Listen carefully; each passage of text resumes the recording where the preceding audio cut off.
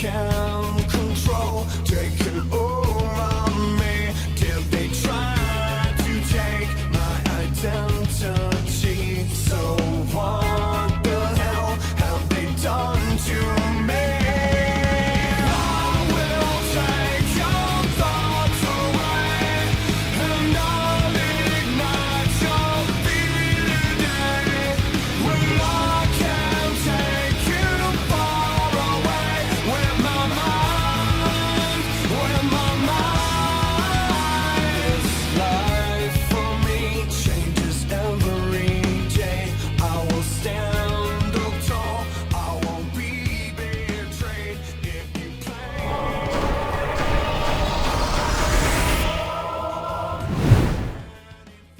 A cog in the machine, a drone in the hive, stripped of all your memories and sent into the heart of the storm. All that you were has been reduced until only a soldier was left. Your hopes, dreams, fears, friendships, all gone. What's left now is a shell of a man being puppeted by forces beyond his control. An awesome power still resides within you, however, and like a ticking time bomb, your puppeteers have set you to explode and placed you right within their enemy's den. If all goes as your masters intend, the blast you make should eliminate the target and solve their problems once and for all. Issue is, you're a target too. Will your life end as a mindless tool, or will you uncover the truth behind the conspiracy at hand and rebel against the system that created you?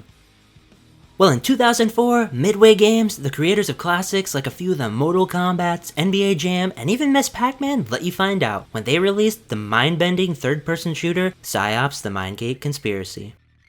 In Psi-Ops, you star as Nick Scryer, a US military agent who has his mind wiped in preparation to infiltrate the large and heavily armed terrorist group known as The Movement. This movement has amassed an army of mind-controlled human puppets and is led by a group of elite agents, most of whom have powerful psionic abilities. Nick's mission once inside is to learn the goals of this twisted group and to take down each of its leaders in any way possible. To do this, he's gonna need to regain his memory, as within it lies his knowledge of how to use all manner of epic psionic powers of his own. Along the way in this 9 or so hour journey, Nick will uncover far more than he bargained for though, as ancient devices and earth-shaking conspiracies will be uncovered that'll make him question his mission altogether. What happened in Nick's past life? Who are these movement leaders? And what is the Mindgate Conspiracy? All these questions and more will need to be answered, and the only way to do so is to blast one by one through everybody who stands in the way of the truth. I honestly didn't expect much going into Psi-Ops, but Midway Games really surprised me with the directions the story took here. What could have been a simple good guy shoots bad guy because he's evil story was instead turned into a layered and intrigue-filled genre-bending thriller. Many of the characters within have complex motivations for their actions, which for example made the villains more sympathetic as a whole, and the heroes more questionable too. Slowly uncovering Nick's memory also added a fun dimension to the game, and kept you interested in progressing throughout. Every time this happens, conversations can take new meanings, and your idea of where the narrative is headed changes. The only negative I took away from this story is that it ends in a bit of a cliffhanger, and hints at a sequel that never came. Psi-Ops never sold very well, and Midway, the studio who developed it, actually shut down, sadly leaving this IP in video game purgatory. Somehow, despite that, I actually found the end decently satisfying, as it resolved the main narrative that's focused on in the game. This all led to a story that was a bit short, running under 10 hours for me, but packed a memorable enough punch to still leave a great impression. Next, I wanted to talk about the aspect of Psi-Ops that really makes it stand out from its peers, and the combat. Throughout the game, Nick will be tasked with taking down a number of basic soldiers that come armed with varying levels of armor and weapons. To start, you're only given a few guns like silenced pistols, assault rifles, and shotguns to take down enemies, but as you progress, you begin remembering more and more of your Psi powers. These powers are the best part of the game by a country mile, and make every fight feel like a modern day take on a Star Wars scene. Right off the bat, telekinesis is unlocked, which allows you to pick up nearly anything in the world and play around with it like a kid with an action figure. You can throw explosive canisters, or pick up and dangle foes off buildings. A great example of what this felt like is a gravity gun in Half-Life 2, but on steroids. Next, you get the remote view and mind drain powers. Remote view is pretty self-explanatory, as it allows you to do some reconnaissance in enemy-filled or blocked areas without physically having to be there. And Mind Drain allows you to absorb this game's equivalent of mana from enemies whose brains are intact. One of my favorite aspects of Mind Drain is that if you pull it off on an enemy without being spotted, it actually makes their head explode, killing them instantly in spectacular manner. Next, we get onto the other great powers in Mind Control and Pyrokinesis. Mind Control allows you to take control of an enemy without the knowledge of any of its allies. This power is very versatile and allows you to use it as a disguise or simply as an extra character to use to fight with. Pyrokinesis, on the other hand, shoots a massive fireball out from your hands, destroying anything in its wake and allowing you to light flammable objects on fire too. Finally, there's Aura View, which is a late game ability that allows you to see traces of the past and some otherworldly enemies as well.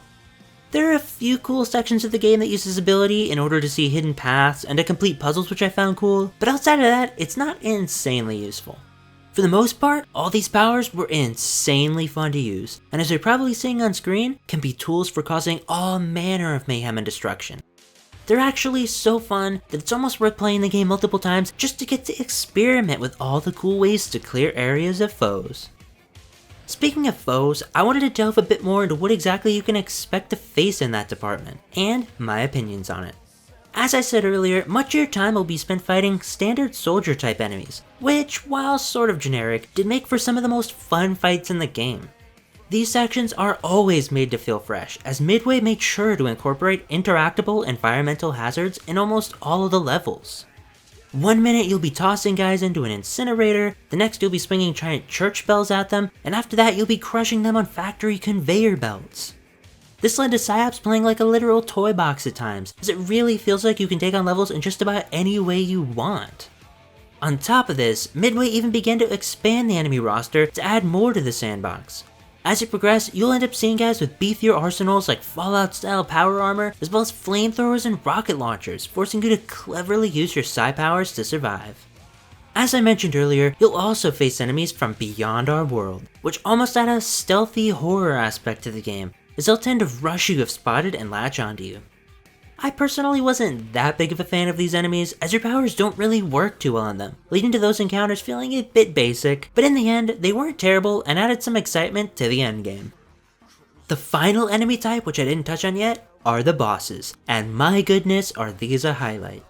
This game for sure has some of the best boss fights of any title I've covered yet. Each time you encounter one of the leaders of the movement, you'll be tasked with taking them head on. They're all proficient with a single one of your powers, but are generally much stronger than you with that specific ability. This means that these bosses will in many cases have a lot of the same capabilities as you, doubling the mayhem that was already on screen. You'll face enemies throwing semi-trucks at you, slinging firebolts, sending hordes of mind-controlled zombies at you, and more. Some fights even serve as puzzles of sorts, forcing you to figure out a weakness of theirs to win. I literally cannot say enough about these fights, and if they sound at all interesting to you, I recommend you download this game now and give them a try yourself to see what I mean. This isn't to say, however, that there aren't any issues with the combat. For one, the game can be very clunky at times, leading to you accidentally doing things you didn't intend to, or to you dying like in this clip.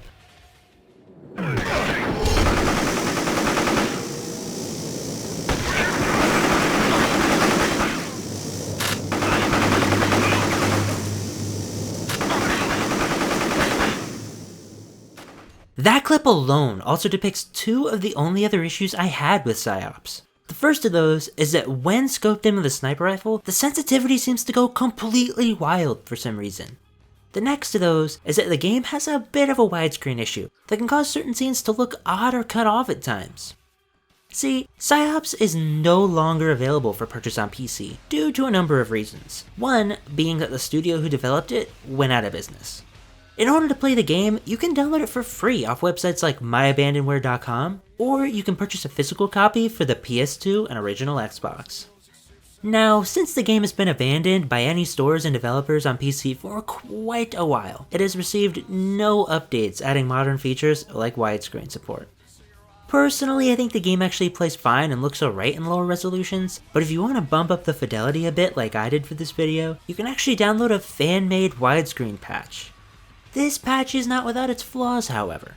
First off, many intro scenes and levels have not been edited to work in widescreen, so the cinematic black bars on the top and bottom of the screen will abruptly end looking kinda awkward. This also affects things like the scope of the sniper rifle, as seen in the clip I just showed.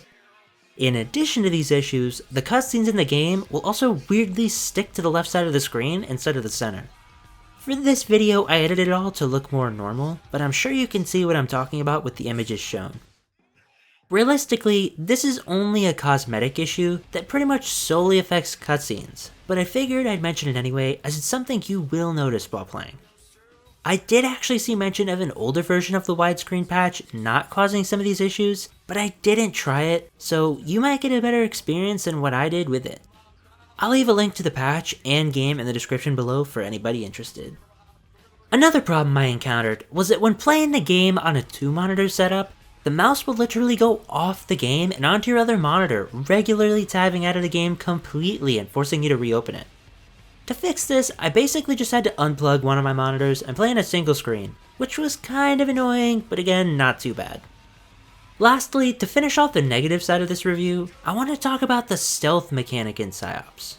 A few of the missions and tutorials teach you the ability to stealthily get through levels using your silenced pistol and powers like Mind Drain, which can instantly kill an unaware enemy. While theoretically this is possible, the levels in AI just did not seem to be set up to handle this. You can be spotted absurdly easily by guards, and your silenced pistol is absolutely useless at taking out enemies. Getting a one-hit kill with it is nearly impossible, thus rendering it kind of pointless for stealth purposes. And levels will put enemies in groups, next to automated turrets, or facing doors so that you pretty much have no option but to fight them head on. The otherworldly enemies I mentioned being near the end of the game actually function a lot better for stealth gameplay, due to them not being able to see you unless you get within a certain range. But even then, I thought Psi-Ops felt a little basic and uninspired on the stealth department, lacking features of full stealth games like Dishonored or Thief. Luckily for us all, the stealth is way less fun and is a much smaller part of the game than tossing people around and lighting stuff on fire in battle, so you won't really miss this mechanic in the grand scheme of things. Enough of the negatives, let's get back on to a positive topic in the puzzles. Throughout the runtime of Psi-Ops, you'll encounter a number of different obstacles that will require you to find creative solutions to pass them. These could range from Half-Life 2-esque physics-based puzzles to psychic power-based ones where you have to see into the past or mind control NPCs. These were highlights of the game for me and acted as a change of pace from the non-stop action you'd otherwise find yourself involved in. The puzzles also showcased just how interactable the world is, as they'd require you to do things that just aren't possible in most other games. You could be stuck in a room thinking it's a dead end, only to on a whim pick up a boulder and throw it at a door to realize it's completely destructible. Another time, you may be locked in a chamber with a stressful countdown ticking, only to find that you can crack open a vent with your powers and stack boxes to escape. These puzzles feel so unique at times, and honestly kind of freeing as they take full advantage of the powers you wield, and allow you to get out of sticky situations in ways that feel realistic instead of gamey and forced.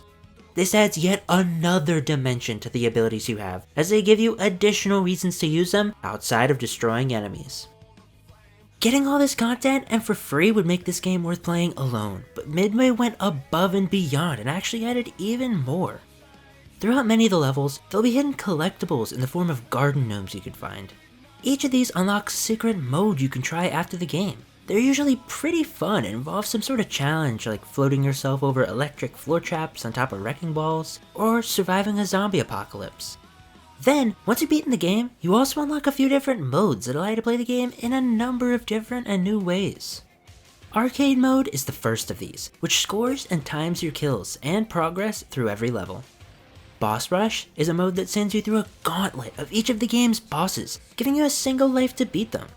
Next is Dark Mode, which adds the extra challenge of limited sight to a playthrough. And finally is Co-op, which seems to allow 2 players to control different aspects of the main character at one time. If you want to change up appearances, you can even pick from a massive list of unlockable character skins to use.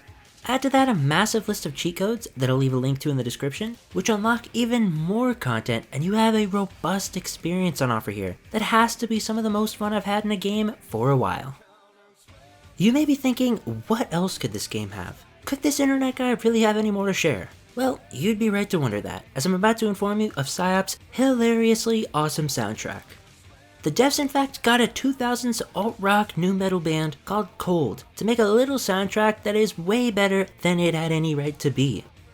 A lot of people online seem to actually think that the songs in this game are the best songs that the band has released as a whole, which is a bit of a shame since they seem to be lost in the same IP purgatory that the game is in, and aren't on any music streaming platforms currently.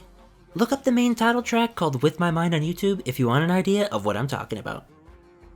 Anyways folks, that about sums up the unexpected banger that is Psi-Ops.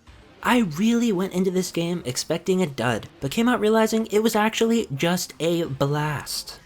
If you're looking for dumb fun and crazy action to entertain you for the next few days, look no further than this gem right here. For all these reasons and more, I'm giving Psi-Ops the Mindgate Conspiracy an 8 out of 10.